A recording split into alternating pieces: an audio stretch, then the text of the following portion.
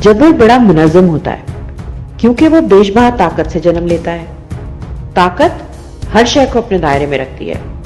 ताकत के पास वक्त, जगह, क्या, कितना, कैसा मुय्यन करने का इख्तियार होता है। उसके मुकाबले में मुज़ाहमत की शुरुआत बड़ी बेढंगी होती है। वो अपनी शक्लें अपनी समझ के मुताबिक ढालती है और समझ उसके पास बहुत थोड़ी होती है क्योंकि उसका जन्म मजबूरी से होता है, बेबसी से होता है। जब बच्चा भूख से बलक रहा हो और घर में उसको देने के लिए एक निवाला ना हो तो मजबूर बाप के हाथ में वो हथियार आता है जो वो अपने ही जैसे किसी दूसरे आदमी की पुश्त पर रखकर उसकी बेबसी से फायदा उठाता है। ये उसकी बगावत की इब्तिदा होती है। इस माशरे से जो उसे पेट भरकर रोटी तो नहीं देता मगर इक़दार की तवील फहरिस्त जरूर अटपा देता है। उस कानून से जो उसे जिंदा रहने का बुनियादी हक तो नहीं देता मगर उस पर कदगने बड़ी लगाता है।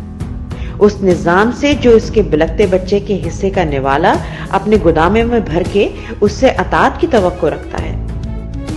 जब एक की मजबूरी दूसरे की बेबसी पर पलने लगती है तो वो गैस की ऐसी शक्ल धार लेती है कि जिसके सामने फिर न माशरती इक़दार ठहरते हैं, न कानून, न निजाम। ताकत का नशा तब टूटने लगता है जब गैस उसके नज्म से कई गुना बड़ी बला की सूरत में फुंकारता हुआ आता है और उसके ये तीनों हथियार इक़दार, कानून, निजाम बहा ले जाता है। उसके बाद हर किसी के हाथ बिला तफरीक बर्बादी आती है।